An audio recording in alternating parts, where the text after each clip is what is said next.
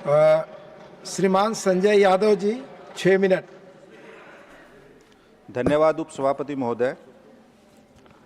महामहिम राष्ट्रपति के धन्यवाद प्रस्ताव के विरोध में बोलने के लिए मैं खड़ा हुआ हूं। उपसभापति महोदय, महामहिम राष्ट्रपति ने अपने अभिभाषण में सामाजिक न्याय का जिक्र किया। हम सब जानते हैं कि भारत का संविधान हमें समानता की गारंटी देता है। फिर भी ये दुर्भाग्य है कि आज देश का SC, ST और OBC और इन वर्गों के लाखों लोग आज भी व्यवस्थागत रूप से अवसरों से वंचित हैं।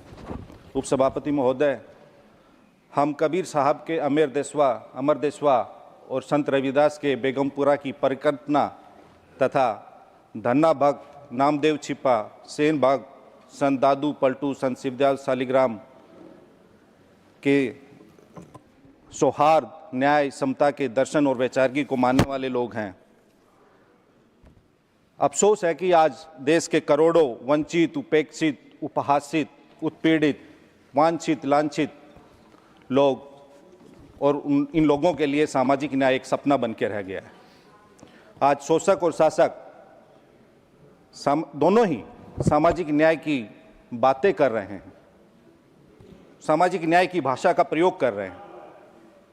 शासक सामाजिक न्याय की बातें अपने विशेषाधिकारों और अपने हितों की रक्षा के लिए कर रहे हैं, न कि वंचित वर्गों के उत्थान के लिए।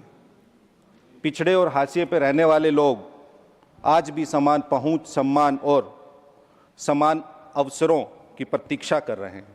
OBC for this government has became only भाषण कंटेंट। इस सरकार में OBC की मौजूदगी भाषणों में तो खूब बढ़ाई गई है, लेकिन उनके हक अधिकार के पटल पर चौगुनी घटाई गई। इस सरकार की नीति और व्यवहार में भारी अंतर है। OBC को लेकर इनकी कथनी और करनी में जमीन आसमान का अंतर है। आज के भारत में इस सरकार ने एक नई सामाजिक न्याय की राजनीति की शुरुआत की है, जिसमें नाम सामाजिक न्याय का लेकिन काम सामाजिक अन्याय का। पोस्टर में OBC, प्रचार में OBC, लेकिन नीति, नियुक्ति और निर्णय तीनों से OBC गायब है। महोदय, इस देश की आबादी का 60% लगभग OBC है। क्या OBC के साथ सच में इंसाफ हो रहा है? OBC आधे से ज्यादा फिर भी अपना हक नहीं पाता। इस देश का हर दूसरा आदमी OBC है, लेकिन क्या यहां बैठा हुआ हर दूसरा व्यक्ति OBC है?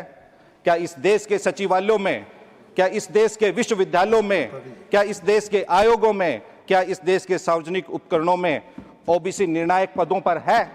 अगर नहीं है तो ये हम सबों के लिए एक सामूहिक मंथन, चिंतन और मनन का विषय है कि आजादी के 78 साल बाद भी और मंडल कमीशन लागू होने के 28-26 साल बाद भी आज OBC विश्वविद्यालयों में क्यों नहीं है? केंद्रीय विश्वविद्यालयों में कितने कुलपति OBC हैं? कितने HOD OBC हैं?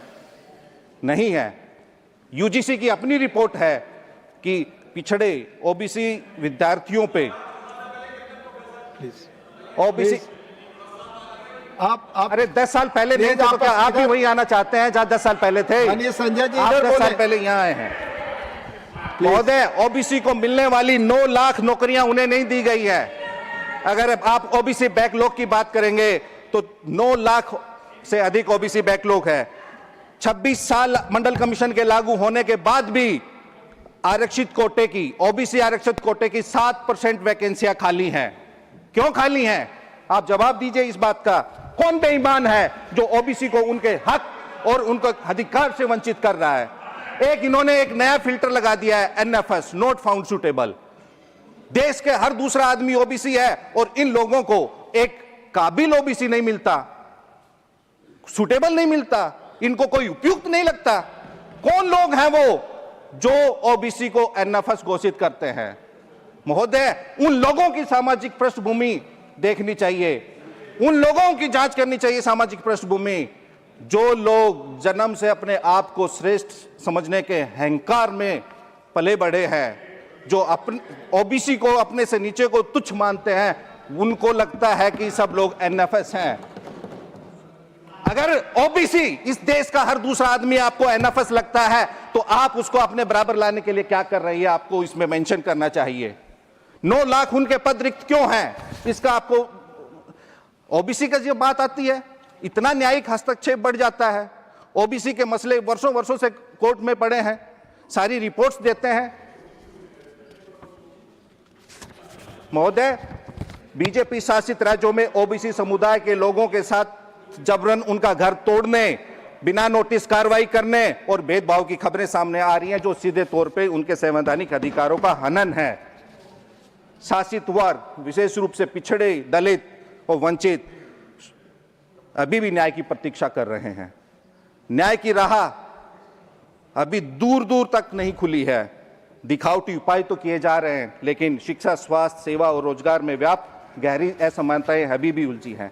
आइए हम सब सामूहिक रूप से स्वयं से पूछे, क्या हमने वास्तव में 78 साल में इस देश में वंचित, उपेक्षित, उत्पीड़ित, उपासित, वांछित, लांछित वर्गों के इन लोगों के लिए समान अवसर पैदा किए हैं? अगर नहीं किए तो क्यों नहीं किए? जवाब है नहीं। हम अगर इनकी बात कर, मोदी मैं अपनी बात खत्म कर रहा हूं, अगर हम इन वर्गों की बात करते हैं तो हम जातिवादी, और इन जो वर्गों का हक खाते हैं वो राष्ट्रवादी। हम पिछड़े, दलित, दर्दमंद और जरूरतमंद की बात करें तो जंगल राज वाले, और आप इंसान से इंसान को लड़ाओ, नफरत पैदा करो तो आप मंगल राज वाले। वाह जी वाह। यह लड़ाई केवल ओबीसी की समान प्रतिनिधित्व सुनिश्चित करने के लिए नहीं है महोदय, बल्कि यह सामाजिक गतिशीलता और गरिमा, समावेश और एक ऐसे भविष्य के लिए है जहां कोई भी हमारा साथी चाहे किसी वर्ग का हो पीछे ना छूटे। आप समय देने के लिए महोदय बहुत बहुत धन्यवाद। धन्यवाद संजय जी।